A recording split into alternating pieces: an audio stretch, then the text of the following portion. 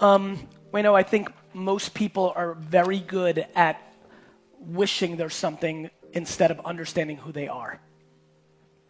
Delusion. People are so aspirationally delusional, they're not practical. They're ideological. And so I think it's emotion. Ultimately, it's emotion. I never get upset at any of my employees. I'm not even kidding. I really don't. I'm trying to fix the problem that is created by a situation that you would normally be upset with. But when people want an employee to care about their business as much as the person cares about it, I laugh at that. Or when people want to be a developer and a coder, but they don't have the discipline to sit in front of a computer for an hour, but it's a trend, or an esports star, or whatever it may be. People are unbelievably good at making pretend, usually manifested. It's really wild shit to watch. It's insecurity that is then manifested into delusion, which leads to dramatic unhappiness. I think the biggest thing, and you said it earlier, lean into your introvertness. I just believe in that. Figure out who the fuck you are, get real quiet, and don't hear another word from anybody else, and do that. You will always do that best. Now, some people, like myself, are disproportionately lucky that the thing they love, they're also good at. People here are really good at something and could make a lot of money if that's what they choose to, but they don't love it. Or they could love something quite a bit, but it doesn't make as much money. And it's sad for me to watch so many people pick the first one. Because for some reason, that is where society has been over the last 200 years, and putting a value prop on that. I am unbelievably passionate to use my awareness globally to continue to start changing the conversation to happiness over money. Thank you, bro. Because I think the interesting thing, I like this dude. Because I think the interesting thing is we're just starting to get into a very important conversation, which is mental health. Mental health is going to be an incredible conversation for the next 100 years, and it's going to really help our society. I'm going to give you a preview. I will make a prediction. If you play the chess moves out of this conversation of mental health, we're going to get into such better places of much more authentic conversations. For example, I'm very excited to see the day when a couple gets together and has an authentic conversation with each other of who should go work and who should stay home, or should they both stay home, or should they both work. We put the past on a pedestal, right? I'm excited about people realizing, wait a minute, I can be so happy earning $88,000 a year, or miserable earning $230. If I just live strategically and not worry about what people think at 88, I can be happy as fuck. I mean, it's just crazy town. This is interesting. It links to the next question, because if you look at your life, so you're very committed to your family for weekends. So you're at home for the weekend. Yes. Then you get to Australia where you do 3 shows. You come to Auckland today to do a show tonight. You go back home, so you're at home for the weekend because that's your priority. Yes. Because you're putting your family and your happiness first. That and garage sales. Yeah. But Gary, Amar wants to know, so where the fuck do you find your energy? What's your motivation? What drives you? And I didn't say the F word. It's written there. I'm just quoting. I find it from a lot of places. So I think I'm trying to figure it out, but my current belief is that I have this incredibly interesting mixture of gratitude and guilt. I'm unbelievably driven by those 2 G's. I'm unbelievably grateful for what I have for a lot of reasons. Forget about any of the success or the fame or whatever it is. I'm grateful for the fact that both my parents lost my mom lost her mom at 6.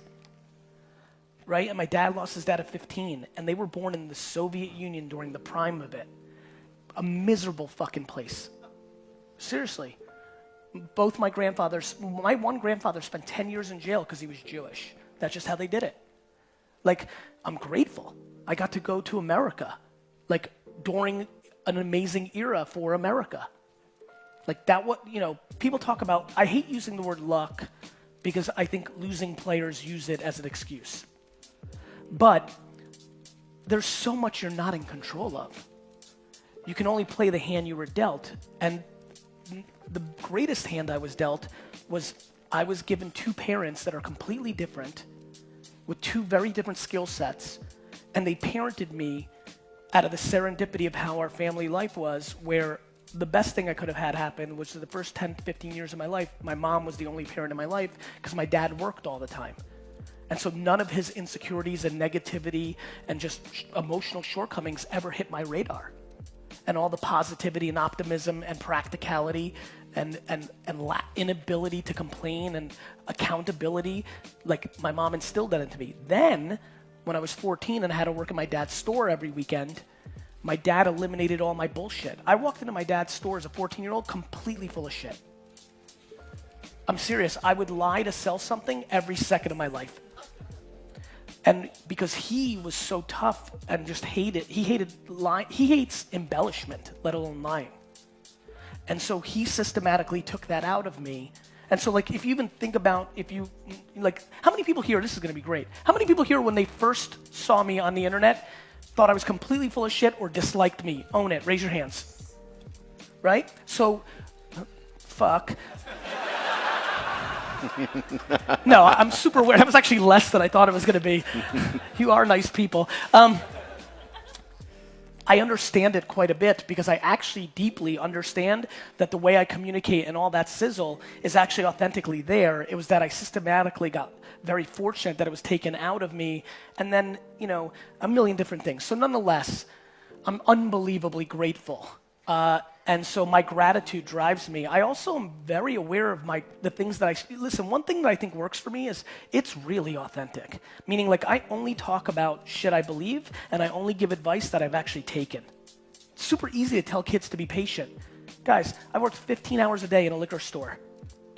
From 22 years old to 34 years old, 12 years, including Saturdays. I never paid myself more than $100,000 a year. I built a business from $3 to $60 million. I built it on my back. Of course, my dad did it with me, but I was the operator. And then I left at 34 years old, owning none of it. Because it's all still under my dad's name. Zero. And I had to start, VaynerMedia, I love when people are like, well, don't listen to him. He was given $3 million or given a, I wasn't. People just don't know my story. If I was given all that stuff or I had all money, I wouldn't have started VaynerMedia out of Buddy Media's conference room. I had no money at 33 years old, so much so that I didn't even get our own office because I wanted to save money. So it's real easy for me to tell, people, like, when you're successful and you're giving advice, people are like, easy for you to say. So you're right, easy for me to say because I fucking lived it. And so, to me, it's just gratitude. Please leave here today understanding that not a single person's success comes out of your expense. Please get that out of your mind in any shape or form because there's just so much abundance. There's so much opportunity in an internet mature world that it's kind of scary. It's actually scary how, as a matter of fact, the jokes I keep making about garage sales is I'm doing it just to show people, like I'm trying to eliminate every fucking excuse on earth. To me, complaining is genuinely the greatest poison of all time. Like, if you're in a mindset where you're looking for no, you've already lost. Like, I mean, even in these, just obviously it's very on my mind, even in these garage sale videos, I go in the comments, I read. People are like, yeah, whatever, Gary Vee, between eBay fees and shipping, you didn't make any money. And then I go in there and I'm like, hey, Charlie Face 47. When you buy something for $1 and you sell it for $20, even with the fees and the shipping, yes, I made $13.60. People are looking for no. People are looking for no. Do you know why I lose all the time? I only look for yes. Do you know why everyone's petrified when I hire someone? Because I'm just like, you're hired. Guys, I've hired thousands of people over the last 20 years. I've never looked at a resume. Just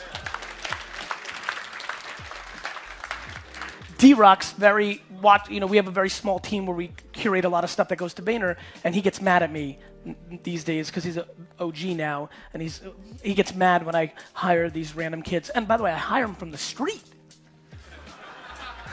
Like, just so you know how it actually goes down, this is real. Like, you can go look at D-Rock in the back. This is real. The last kid I hired, I did it in the street. Kid rolls up. I'm like, you're fucking hired. And D-Rock's like, fuck. But then in my mind, I laugh because I'm like, D-Rock, that's how you got hired, dick.